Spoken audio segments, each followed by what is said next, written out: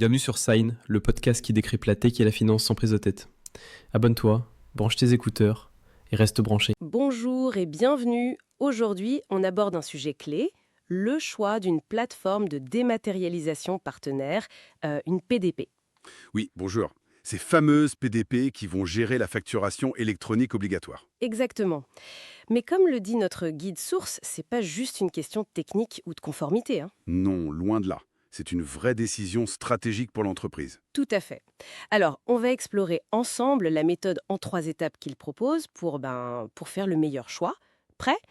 Voyons comment transformer cette obligation en une réelle opportunité Oui, parce que voir la PDP juste comme un tuyau pour envoyer ou recevoir des factures, ce serait vraiment dommage.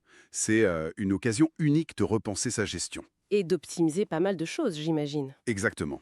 D'où l'intérêt d'une approche structurée, comme celle du guide. C'est ça qui permet d'en tirer le maximum. Tout à fait ça. Avant même de regarder les offres des PDP, il faut une photo la plus précise possible de comment ça marche en interne. D'accord. Donc concrètement, on se pose des questions comme comment on crée une facture, qui la valide, comment on l'envoie au client. Oui, et aussi dans l'autre sens. Comment on traite une facture fournisseur quand elle arrive, de la réception jusqu'au paiement. L'idée, c'est d'identifier les points faibles, c'est ça, les points de friction. Exactement. Repérer sans complaisance où ça coince. Les tâches manuelles qui prennent du temps, les validations qui ralentissent tout, les endroits où on risque de faire des erreurs. Je vois. Et ce qui est intéressant, c'est que cette cartographie, c'est pas juste pour la forme, hein. C'est vraiment le diagnostic de base.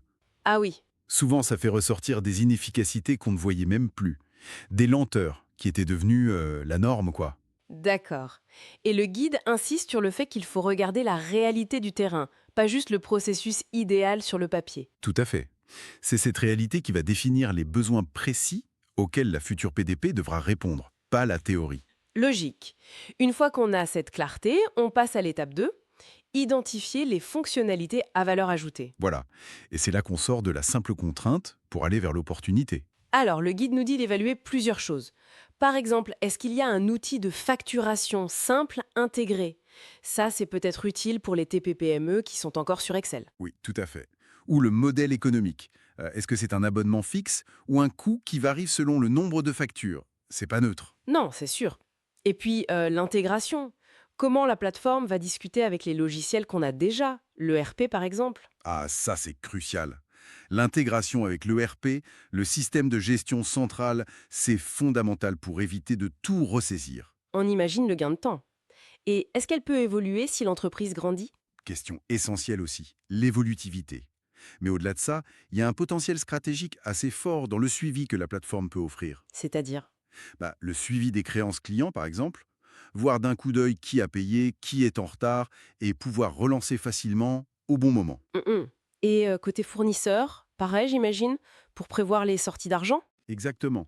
Mais là où ça devient vraiment puissant, et le guide le souligne bien, c'est grâce à la centralisation de toutes ces données. D'accord. Si on connecte tout ça, la PDP peut devenir un véritable outil d'analyse en temps réel du besoin fonds de roulement, le fameux BFR, lié aux clients et aux fournisseurs. Ah oui, carrément. Avoir cette visibilité financière presque instantanée. Oui, c'est un avantage énorme pour piloter l'entreprise au quotidien, pour prendre des décisions éclairées. Je comprends mieux la dimension stratégique. Alors, pour faire ces choix techniques et stratégiques, la troisième étape met en avant 2 aides précieuses, l'expert comptable et... Le test de la plateforme. Oui, l'expert comptable connaît bien l'entreprise, il connaît le marché des outils, son avis peut être vraiment précieux sur les fonctionnalités utiles ou même sur la réputation de tel ou tel PDP. Il faut donc absolument le consulter. C'est fortement recommandé. Et puis, l'autre point, c'est tester soi-même. Rien ne remplace ça. Demander une démo, un essai gratuit si possible. Exactement. Pour voir si l'interface est simple, intuitive. Est-ce que les équipes vont l'adopter facilement? C'est clé. Et la qualité du support client aussi, j'imagine, s'il y a un problème. Ah mais il faut qu'il soit réactif et compétent, absolument. Et d'ailleurs, le guide insiste sur un point qui n'est pas négociable du tout, la sécurité. Ah oui, évidemment. Les données de facturation, c'est sensible. Très sensible. Il faut vérifier les garanties. Est-ce qu'ils respectent des normes reconnues comme ISO 27001? Où sont hébergées les données? C'est sécurisé? On choisit un partenaire pour longtemps, en fait. Exactement. C'est un choix de partenaire de confiance. Ça soulève la question de la fiabilité et de la pérennité de ce partenaire digital. Comment être sûr qu'il sera encore là et performant dans 5 ou 10 ans? C'est une excellente question. Bon, pour résumer notre discussion, choisir sa PDP, c'est pas juste cocher une case conformité. Non, c'est vraiment une occasion de repenser ces processus, de les fluidifier. De s'équiper d'un outil qui donne une meilleure visibilité pour piloter et qui simplifie la gestion au quotidien. Tout à fait. L'évaluation doit donc être large, fonctionnalité, intégration, support, sécurité. Mais aussi l'ergonomie, l'adoption par les équipes. Finalement, cette transition vers la facture électronique, c'est une opportunité de modernisation bien plus profonde qu'il n'y paraît au premier abord. Absolument. Et peut-être une pensée pour aller plus loin. Au-delà de l'optimisation directe du cycle de facturation, Oui. comment est-ce que cet accès centralisé à des données financières fraîches, en temps réel, pourrait influencer d'autres aspects de la stratégie? Intéressant. Comme quoi, par exemple? On pourrait imaginer pouvoir renégocier plus finement les conditions avec les fournisseurs, grâce à une analyse précise des flux de paiement, ou peut-être ajuster plus vite les offres commerciales en observant les comportements de paiement des clients.